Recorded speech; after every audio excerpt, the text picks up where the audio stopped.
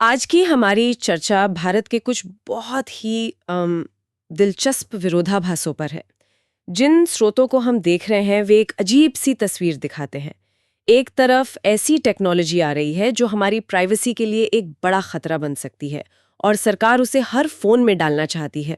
और दूसरी तरफ हमारे लोकतंत्र की सबसे जरूरी प्रक्रिया यानी वोटर लिस्ट आज भी 20 साल पुरानी कागजी फाइलों में अटकी हुई है। तो ये हो क्या रहा है? कहाँ हम टेक्नोलॉजी का जरूरत से ज्यादा इस्तेमाल कर रहे हैं और कहाँ बिल्कुल नहीं? इसी खींचतान को आज समझने की कोशिश करेंगे और साथ ही देखेंगे कि इसका असर हमारी विदेश नीति और पर्यावरण पर कैसे पड़ रहा है।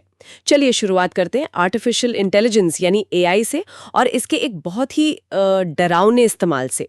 हमारे सामने एक रिपोर्ट है जो एआई डीप फेक और भारत में बिना सहमति के किसी की प्राइवेट तस्वीरें फैलाने के मुद्दे पर है। इसे एनसीएसआई भी कहते हैं। इसमें बताया गया है कि कैसे अब डीप फेक पोर्नोग्राफी बनाना बहुत आसान हो गया है और ये पीड़ितों के लिए सिर्फ एक प्राइवेसी का मुद्दा नहीं है। बिल्कुल नहीं। ये प्राइवेसी से कहीं ज्यादा गहरा है। सोर्स इस बात पर जोर देता है कि ये एक तरह का स्थायी मनोवैज्ञानिक हमला है। इससे पीड़ितों में भयानक एंग्जाइटी, लगातार इस डर में जीना कि कोई उन्हें देख रहा है, सामाजिक बदनामी और यहाँ तक कि उनके करियर पर भी बुरा असर पड़ता है। और हमारी कानूनी व्यवस्था इसके लिए तैयार नहीं है। हमारे मौजूदा कानून जैसे आईटी एक्ट 2000 या फिर वो जो 2023 का डेटा प्रोटेक्शन एक्ट है, वो इस नई चुनौती से निपटने में पूरी तरह सक्षम नहीं है। और शायद हमें ये भी नहीं पता कि ये समस्या कितनी बड़ी है ना? एक स्रोत में आरटीआई का जिक्र है जिसमें साइबर बुलिंग और साइबर वॉयरिज्म पर डेटा मांगा गया था। जवाब क्या मिला कि ये तो राज्य का मामला है, हमारे पास कोई सेंट्रलाइज्ड डेटा नहीं है। मतलब हम एक ऐसी लड़ाई लड़ रहे हैं जिसका मैदान कितना बड़ा है, हम इसका अंदाजा ही नहीं है। सही कहा। इसी वजह से 11 नवंबर 2025 को सरकार ने जो नए स्टैंडर्ड ऑपरेटिंग प्रोसीजर मतलब एसओपीज जारी किए, वो एक जरूरी कदम है। इन नियमों के मुताबिक ऐसी कोई भी सामग्री शिकायत मिलने के 24 घंटे के अंदर हटानी होगी। लेकिन इन रिपोर्ट्स में इसकी कुछ बड़ी कमियों की तरफ भी इशारा किया गया है। जैसे कि देखिए, सबसे बड़ी कमी यह है कि ये जेंडर न्यूट्रल नहीं है। ये नियम ट्रांसजेंडर पीड़ितों, खासतौर पे ट्रांस वुमन की बात ही नहीं करते, जो डीप फेक उत्पीड़न का एक बहुत बड़ा निशाना है। यानी कानून बनाते समय एक बहुत बड़े विक्टिम ग्रुप को नजरअंदाज कर दिया गया। दूसरी बड़ी बात यह है कि इसमें सोशल मीडिया प्लेटफॉर्म और एआई बनाने वाले डेवलपर्स की कोई साफ जवाबदेही तय नहीं की गई है। तो टेक्नोलॉजी के इसी डोमेन में एक और मामला है, संचार साथी ऐप का। सरकार का आदेश है कि मार्च 2026 तक भारत में बिकने वाले हर नए स्मार्टफोन में ये ऐप पहले से इंस्टॉल होना चाहिए। कहा जा रहा है कि इसका मकसद जाली हैंडसेट और IMEI नंबर की धोखाधड़ी को रोकना है। आधा तो अच्छा लगता है, लेकिन स्रोत इसे ओवरकिल और प्राइवेसी के लिए एक बहुत बड़ा खतरा बता रहे हैं। निर्देश साफ कहते हैं कि ये ऐप फोन सेटअप करते ही सामने दिखना चाहिए और इसे डिसेबल या अनइंस्टॉल नहीं किया जा सकता। एक मिनट, मतलब ये ऐप हमारे फोन का एक परमानेंट हिस्सा बन जाएगा जिसे हम हटा भी नहीं सकते? ये तो सुनने में ही अजीब लग रहा है। बिल्कुल। इसका मतलब है कि ऐप को फोन के ऑपरेटिंग सिस्टम में बहुत ऊंचे लेवल की परमिशन दी जाएगी। वो आपके कैमरे, माइक्रोफोन, मैसेजेस सब कुछ एक्सेस कर सकता है। और यहीं से चिंता शुरू होती है कि क्या इसका इस्तेमाल जासूसी के लिए किया जा सकता है। लेकिन सरकार तो कह सकती है कि ये देश की सुरक्षा और ऑनलाइन फ्रॉड रोकने के लिए जरूरी है। हाँ, लेकिन यहीं पर सुप्रीम कोर्ट का मशहूर केएस पुट्टास्वामी केस जो 2017 का था, वो सामने आता है।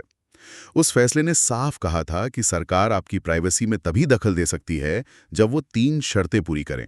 कानून हो, कोई ठोस जरूरत हो और दखलंदाजी जरूरत के हिसाब से हो, मतलब प्रोपोर्शनेट हो। जब चोरी हुए फोन को ट्रैक करने के लिए संचार साथी वेब पोर्टल और एसएमएस जैसे तरीके पहले से मौजूद हैं, तो फिर हर किसी के फोन में जबरदस्ती एक ऐप इंस्टॉल करवाना, वो इस तीसरी शर्त यानी आनुपातिकता पर खरा नहीं उतरता।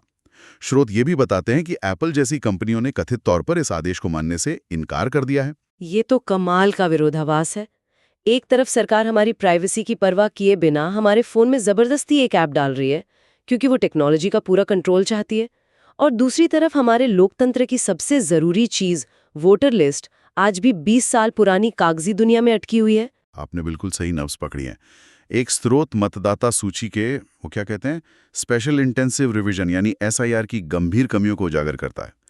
और समस्या की जड़ ये है कि ये पूरी प्रक्रिया 2002-04 की उन वोटर लिस्ट पर आधारित है जो हाथ से बनाई गई थी, और उनमें गलतियों की भरमार है। किस तरह की गलतियां? हर तरह की। नामों की अधूरी जानकारी, स्पेलिंग में गलतियां, जैसे अग्रवाल का आग्रवाल लिखा होना। अरे ये तो हम सबके साथ कभी ना कभी हुआ है। मेरे तो बैंक अकाउंट में आज तक नाम की स्पेलिंग गलत है। लेकिन जब यही गलती आपकी वोटर लिस्ट में हो तो ये मजाक नहीं रह जाता, ये आपके वोट देने के अधिकार का सवाल बन जाता है। बिल्कुल। इसके अलावा ईपिक नंबर या घर का नंबर गायब होना और कुछ तो बहुत ही अजीब गलतियां हैं।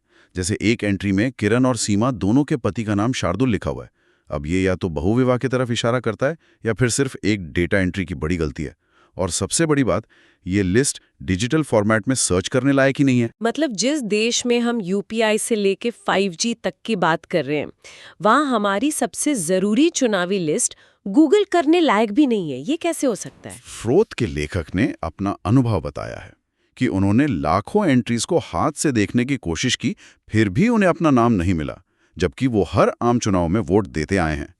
चुनाव आयोग की वेबसाइट पर सर्च करो तो अक्सर नो डिटेल्स फाउंड या एरर का मैसेज आ जाता है।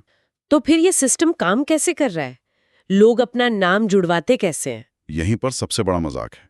चुनाव आयोग के पास ECI नेट नाम का एक बहुत ही एडवांस्ड डिजिटल सिस्टम है। उस पर आप अपना मोबाइल नंबर, एपिक नंबर या नाम डालकर अपना रिकॉर्ड ढूंढ सकते हैं, उसे ठीक कर सकते हैं, यहाँ तक कि आधार से वेरीफाई करके ऑनलाइन फॉर्म भी भर सकते हैं। लेकिन इस सुपर पावरफुल सिस्टम में उन पुरानी कागजी लिस्ट का डेटा डाला ही नहीं गया है। तो फिर हो क्या रहा है? वो ये रहा है कि बूथ लेवल ऑफिसर यानी BLOs आज भी घर घर जाकर कागज के फॉर्म बांटते और इकट्ठा करते हैं। इसे स्रोत digital to paper to digital loop कहता है। ये लूप तो ऐसा है जैसे आप किसी को ईमेल भेजने के लिए पहले उसे कागज पर लिखें, फिर उसे पोस्ट ऑफिस से भेजें और सामने वाला उसे पाकर वापस अपने कंप्यूटर में टाइप करे। 2025 में कोई ऐसा क्यों करेगा? बिल्कुल। इससे ना सिर्फ काम बढ़ता है बल्कि गलतियों की गुंजाइश भी और ज्यादा हो जाती है। स्रोत में एक पूरी तरह से डिजिटल वर्कफ्लो का सुझाव दिया गया है। पुरानी लिस्ट को स्कैन करके डिजिटाइज किया जाए, उन्हें आधार और पैन जैसे डेटाबेस से लिंक किया जाए और लोगों की मदद के लिए मोबाइल डिजिटल कियोस्क बनाए जाएं। तो हमने देखा कि कैसे गवर्नेंस के अंदरूनी सिस्टम में टेक्नोलॉजी को लेके इतना बड़ा गैप है। कहीं जरूरत से ज्यादा दखल, कहीं जरूरत के वक्त इस्तेमाल ही नहीं। यही खींचतान हमें भारत की बड़ी राष्ट्रीय नीतियों में भी दिखाई देती है, चाहे वो पड़ोसियों के साथ रिश्ते हों या फिर देश के अंदर पर्यावरण को बचाने की चुनौती। हाँ, जैसे 20 नवंबर 2025 को भारत ने कोलंबो सुरक्षा कॉन्क्लेव यानी CSC के 7वें शिखर सम्मेलन की मेजबानी की। ये हिंद महासागर क्षेत्र में सुरक्षा सहयोग के लिए एक अहम मंच है, जिसमें भारत, श्रीलंका, मालदीव, मॉरिशस और बांग्लादेश शामिल हैं। और ये ग्रुप अब बड़ा भी हो रहा है ना? हाँ, लगातार 2022 में मॉरिशस जुड़ा, 2024 में बांग्लादेश और अब सेशेल्स भी इसका पूरा सदस्य बन गया है। ये हिंद महासागर में भारत के बढ़ते प्रभाव और सहयोग की इच्छा को दिखाता है। लेकिन यहाँ एक बहुत बड़ी चुनौती है, जिसे स्रोत चीन का पहलू कहता है। भारत के लिए हिंद महासागर में चीन की बढ़ती मौजूदगी एक बड़ी सुरक्षा चिंता है। लेकिन क्या बाकी सदस्य देश भी इसे इसी तरह देखते हैं? नहीं, और यहीं पर असली डिप्लोमेसी का खेल है। स्रोत के मुताबिक बाकी सदस्य देश चीन को एक बड़े सुरक्षा खतरे के तौर पर नहीं देखते। उनके लिए चीन एक जरूरी डेवलपमेंट पार्टनर है, जो उनके देश में पैसा लगा रहा है, पोर्ट बना रहा है। इसलिए वे चीन से दुश्मनी मोल नहीं लेना चाहते। तो भारत के लिए ये एक डिप्लोमैटिक रस्सी पर चलने जैसा है। एक तरफ उसे चीन को काउंटर करना है और दूसरी तरफ अपने पड़ोसियों को नाराज भी नहीं करना है। एकदम सही। भारत को बहुत सावधानी से संतुलन बनाना होगा। स्रोत ये भी कहता है कि इस ग्रुप को एक स्थायी संस्थागत ढांचा बनाने की जरूरत है, ताकि ये सहयोग किसी एक सरकार या व्यक्ति पर निर्भर न रहे, बल्कि लगातार चलता रहे। और अब देश के भीतर की एक और बड़ी चुनौती पर आते हैं, पर्यावरण। एक स्रोत 3 अलग-अलग दिखने वाली पर्यावरणीय समस्याओं को एक ही धागे में पिरोता है। अरावली की पहाड़ियों में खनन, दिल्ली का जानलेवा स्मॉग और दिल्ली, पंजाब, हरियाणा के ग्राउंड वाटर में यूरेनियम का पाया जाना।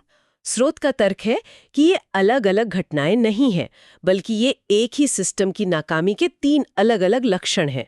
जब नीतियां शॉर्ट टर्म आर्थिक फायदों को पर्यावरण पर तरजीह देती हैं, तो नतीजा कभी दिल्ली के फेफड़ों में दिखता है तो कभी पंजाब के पानी में। ये सब सरकार की पर्यावरण के प्रति गहरी और निरंतर उपेक्षा का नतीजा है। क्या स्रोत कुछ खास नीतियों का जिक्र करता है? हाँ, बिल्कुल। जैसे 2023 का वन संरक्षण संशोधन अधिनियम, जिसने बहुत बड़े जंगली इलाकों को फॉरेस्ट क्लियरेंस के नियमों से बाहर कर दिया, जिससे उन्हें काटना आसान हो गया। या फिर 2018 की कोस्टल रेगुलेशन जोन CRZ अधिसूचना, जिसने समंदर के किनारे के संवेदनशील इलाकों में कंस्ट्रक्शन के नियमों में ढील दे दी। इन रिपोर्ट्स में चुनावी बॉन्ड के डेटा का भी जिक्र है, जो एक काफी संवेदनशील मुद्दा है। हाँ, और स्रोत इसे सीधे तौर पर जोड़ता है।